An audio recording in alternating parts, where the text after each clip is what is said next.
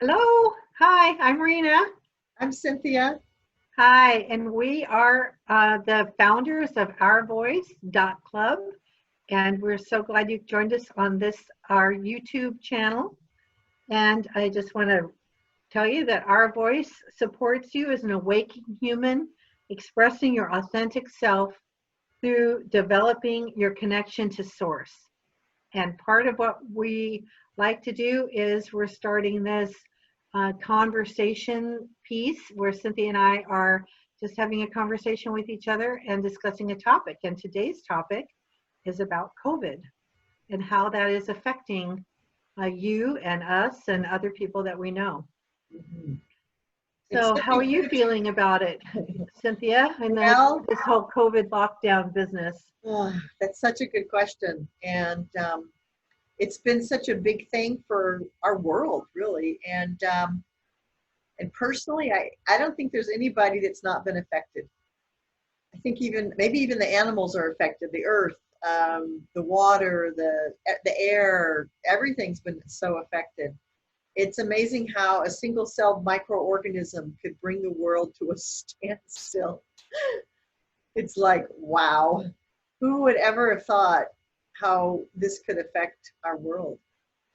So, yeah, I have a lot of feelings about it, as we all do. And today, um, we just wanted to, share to to women and our experiences and how it's affected our families and our grandchildren, our children, our grandchildren. It's been something else, and I'm really amazed at the the misinformation that's out there.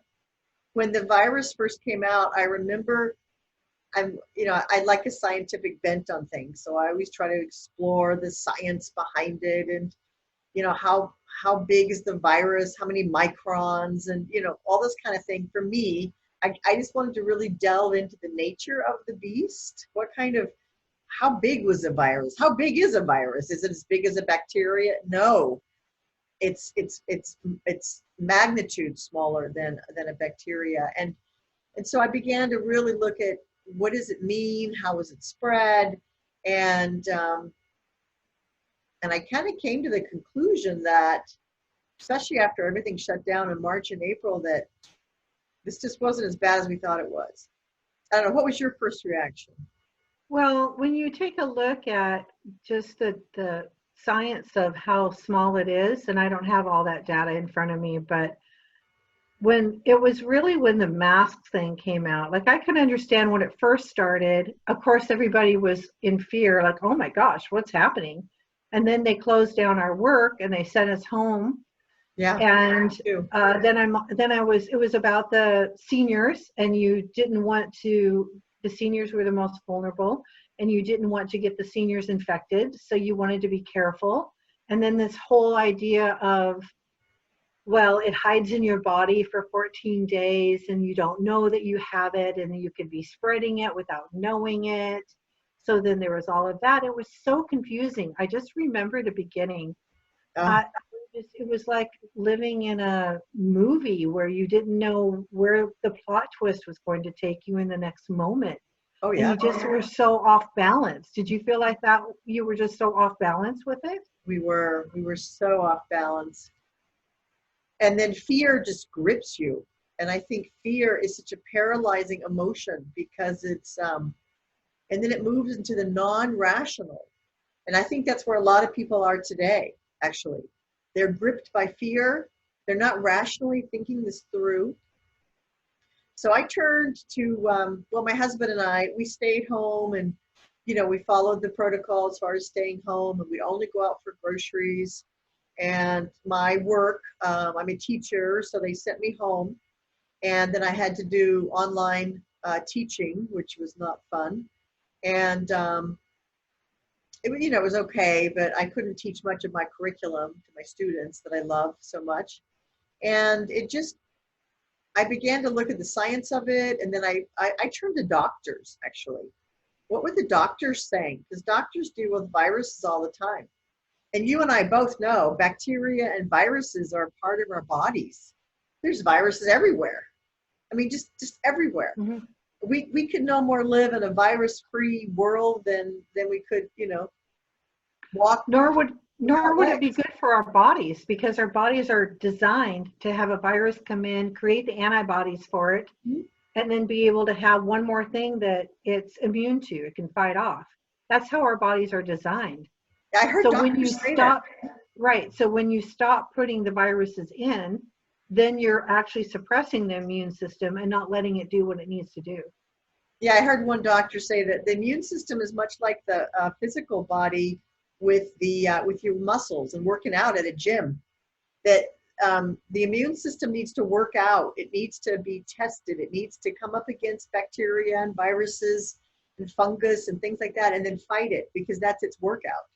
And when I really thought about that, I thought, I'm worried that these masks are going to create super viruses or super problems this winter, because we've been suppressing it and we're not allowing our bodies to do its normal workout. So, Hmm. Well, plus, and now that you mentioned masks, plus the fact that I did a whole article, and you can see that on our blog post at ourvoice.club.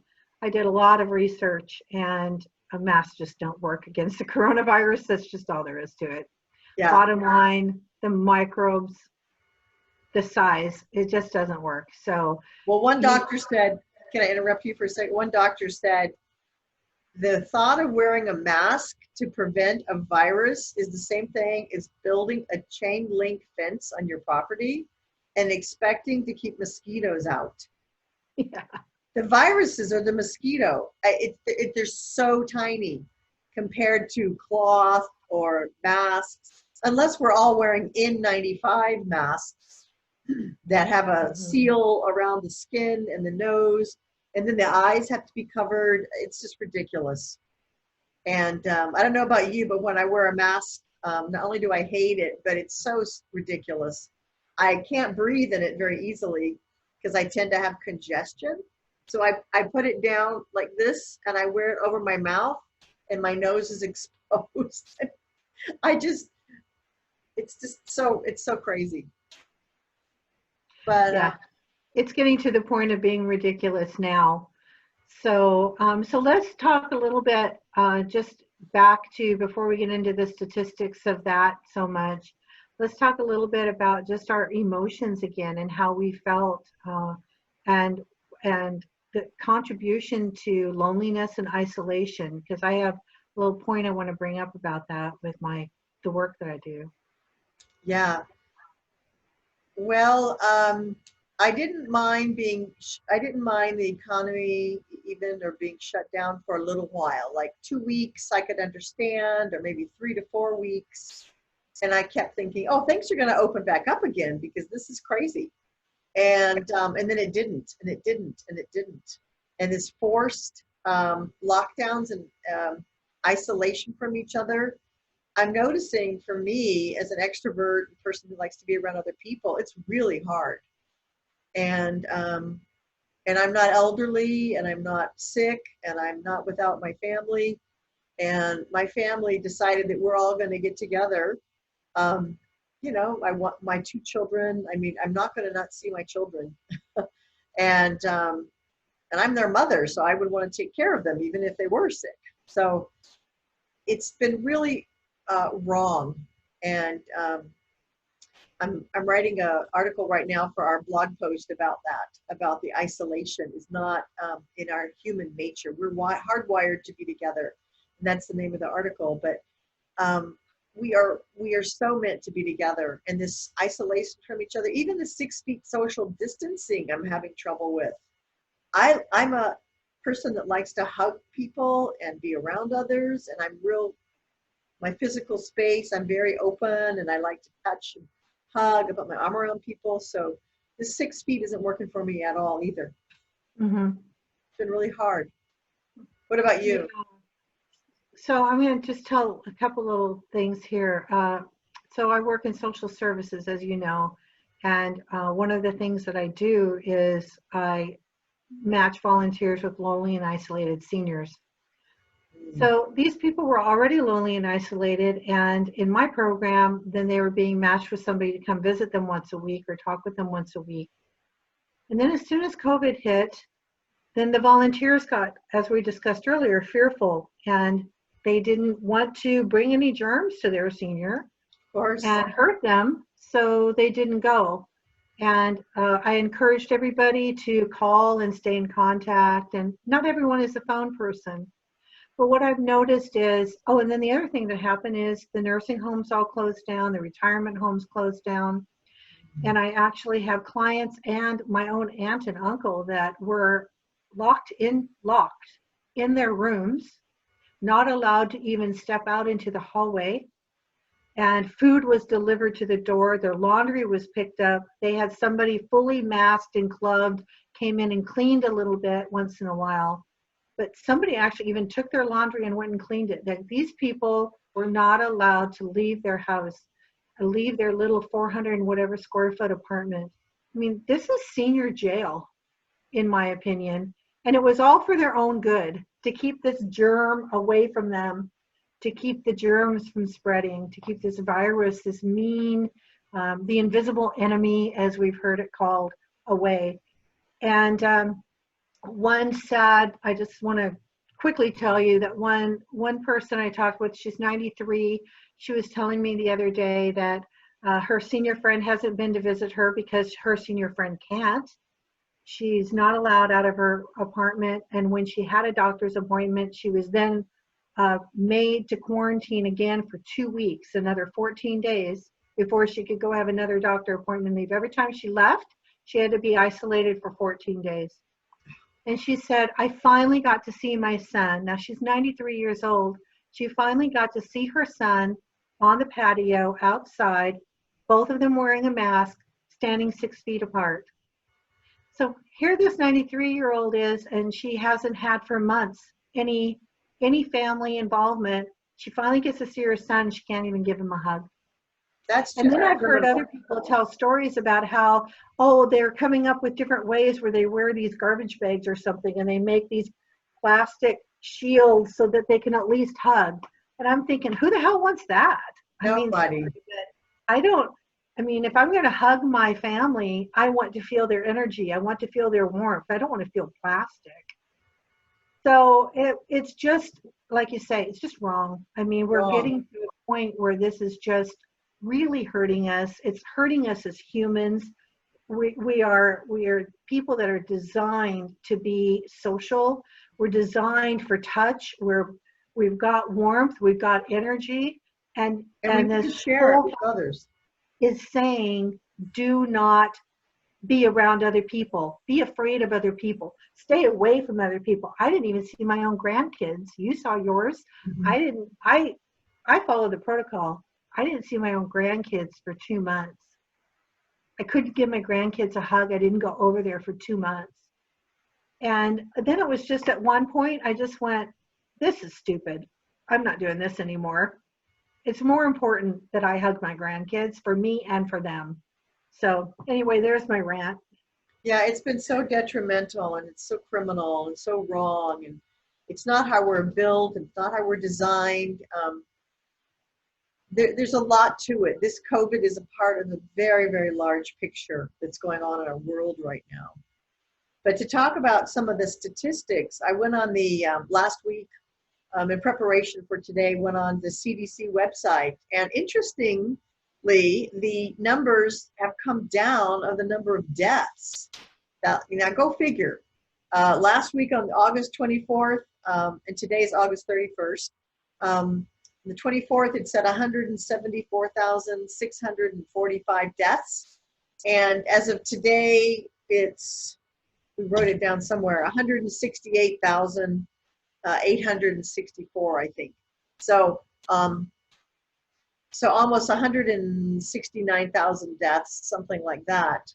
Although listening to a White House briefing this morning, one of the mainstream media journalists ranted on that it was 180,000 deaths, and no, it's not, according to the CDC. So I think there's just a tremendous amount of misinformation. But anyway, the number of deaths divided by the number of people living in the United States, it comes out to 0.05%. And these are deaths are dying.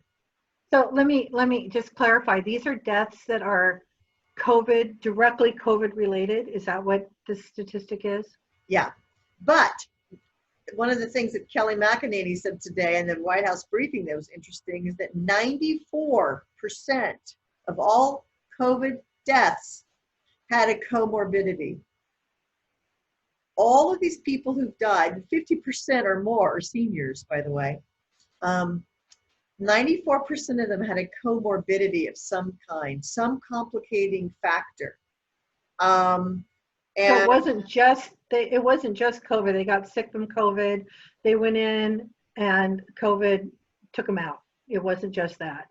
Well, They had something else that was contributing to it. Is that yeah, there are a lot of problems with the reporting and the numbers because the hospitals have been, the administrations, it sounds like, have been encouraging their staff to report COVID death when perhaps it wasn't. Perhaps the person had COVID, but they died of a motorcycle accident, was one thing I heard. A guy came in, died of a heart attack. Oh, but he tested positive, so they called it COVID. He clearly died of a heart attack, clearly died of a motorcycle accident, the other guy. And so this is misinformation. The federal government gave hospitals more money, more funding if it was called COVID. So right there is the problem. You've got a financial incentive to call it COVID when really it isn't. Mm-hmm. So didn't we even hear in the very beginning, I remember and this was weird, and I told my family and they didn't believe me, but there were actual people that were dealing with morgues. I forget the name, what they're called, but that they actually were told that, or they were looking at it and they're like, these are all COVID deaths. These people didn't die of COVID.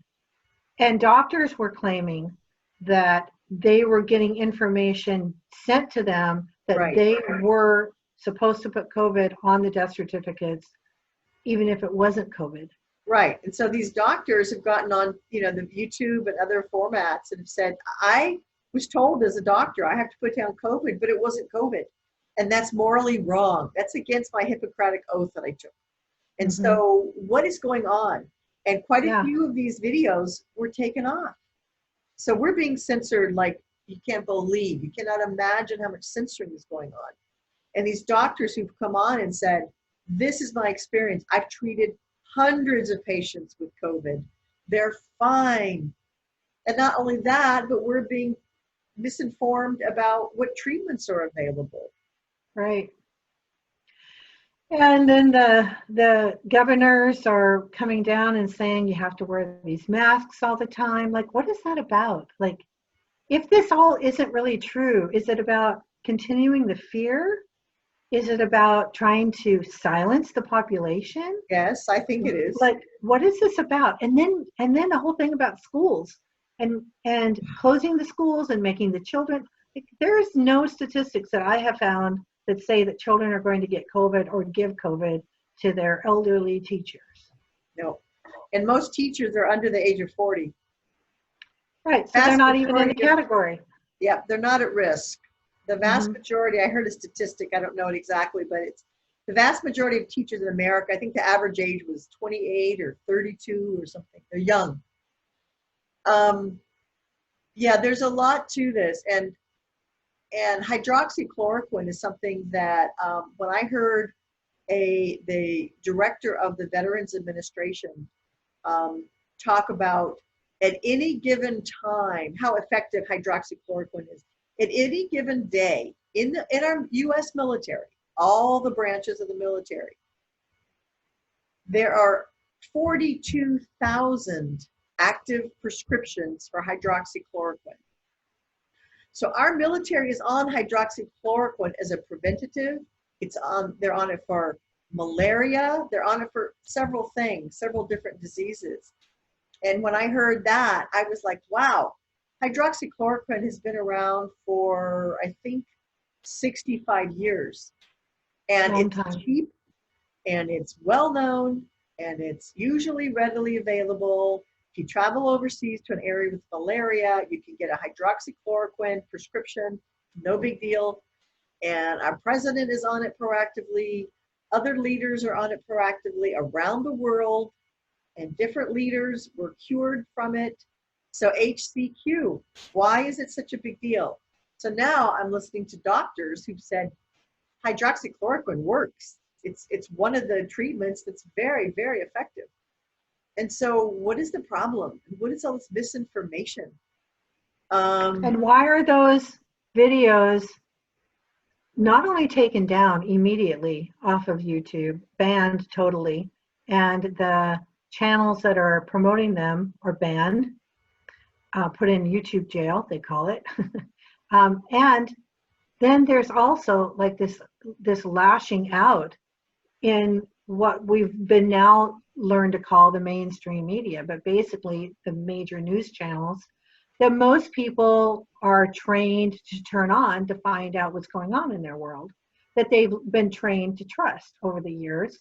So now they're turning these things on, and there's no mention of them, or they don't say, why is this video up and why was it taken down?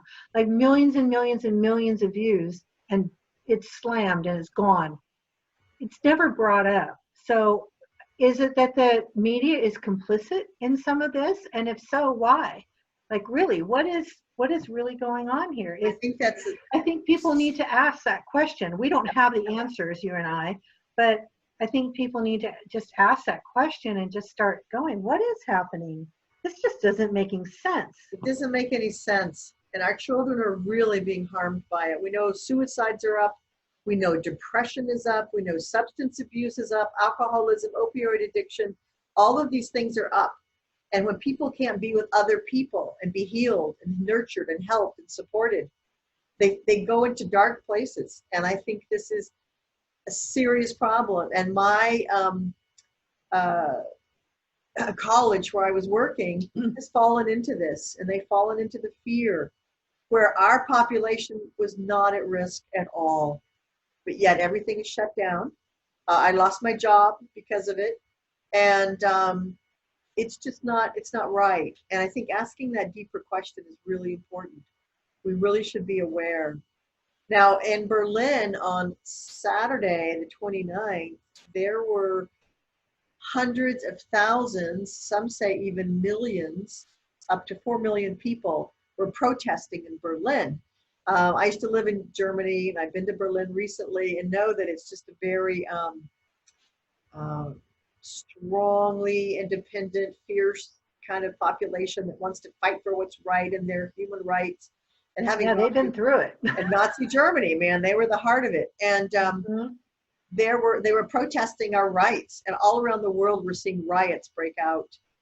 In London this weekend, there was also a wonderful gathering. About 45,000 people showed up to protest wearing masks, being locked down. There are protests all over the world: Sweden, Finland, France, Australia. People are just fighting this because there's something bigger going on here. There's a bigger agenda, and I think let's make the distinction that these aren't rioters. Let's just put that line right here. What you were looking at, right? You were showing me a couple things before the video. These weren't people rioting and burning things and looting and breaking into windows. Oh yeah. These were peaceful protests. These are the real citizens really trying to have a voice, right? Yeah. They are all trying to have a voice. Just making that distinction. Yeah, people are angry. So yeah, when I hear from certain news stations that these are peaceful protests, and well, they just had to light the parking lot on fire of the car dealership, and they had to take out 500 businesses in Minneapolis, and I'm like, what is going on? You know, this doesn't make sense. And as tragic as George Floyd's death was, and it was tragic and it was wrong, all this doesn't have anything to do with that. And so then we have to ask the question, and we're not going to get into all of that in this video. This is right, because we're trying to keep this kind of short, but for another video we can talk about all of that. But isn't it asking that again, that deeper question of what is really going on? Like this just, we're in this COVID lockdown and some governors are tougher than others. And here are the things that people are feeling, and they might be unemployed or they're feeling isolated. All these things are happening. And those things are not being addressed really, to my knowledge, but yet it's okay for these other people to go out and start protesting about this other stuff and take out a whole city or a whole part of a city and destroy it, like in Seattle, like in Portland. So yeah, I think that's a topic for another day, but it's still part of the greater topic of what is really going on and why. Yeah. So we want to end today and thank you all for participating and just being a part of the conversation. So we want to join you to check out our website at ourvoice.club and share your opinion. We'd love to hear from you. And Rena, what would you like to say in ending today? So in ending, I would just like to remind us that we really can create a better world. Like, this is the conversation about what Cynthia and I are seeing, what we're noticing, what questions we've had. But we always end this on a better note, and to know that we are creators and we're not subjected to this. Like, if there's something that we don't like going on in our life, we have the power and the creative power inside of us to recreate something else. And so instead of focusing on all of the negative, it's important to bring these topics up and have a discussion, but really bringing in deep breath, getting centered, bringing in what is that light we really want to shine, what kind of world we want to live in, and then focusing in on that and living our next step and our next moment into that and breathing that into our life and creating a better world without all of this nonsense. A world of truth, right, Cyn? Like, just a world where we're told the truth and there's transparency. Yeah. That's and a world where we're sovereign beings. We are sovereign beings with inalienable rights that are God-given. And we have the right to free speech. We have the right to live the way we want. We have the right to worship how we want. We have the right to breathe fresh air. And we have the right to breathe fresh air and not wear a mask. And one thing I heard one lady say was, "My body, my choice." And I want to get a t-shirt that says that. My body, my choice. Mm-hmm. It's my choice if I get the virus. It's my choice. It's my body. You cannot take that away from me. I want to live in a free world, and I'm going to. And so I declare my sovereignty. I'm a sovereign being, and I'm responsible for my life and my choices, and no one's going to dictate. So I just want to empower. We don't need to be saved. We don't need to be saved by them about this invisible enemy, right? Right. Like, that's the narrative. Oh, there's this invisible enemy, and we're going to save you. We're going to do the tracing for you. We're going to do this and this and this. We're going to give you a vaccine. You down and keep you safe. But no, it's exactly what you're saying. No, thank you. I'm good. Thank you. Good. I'm fine.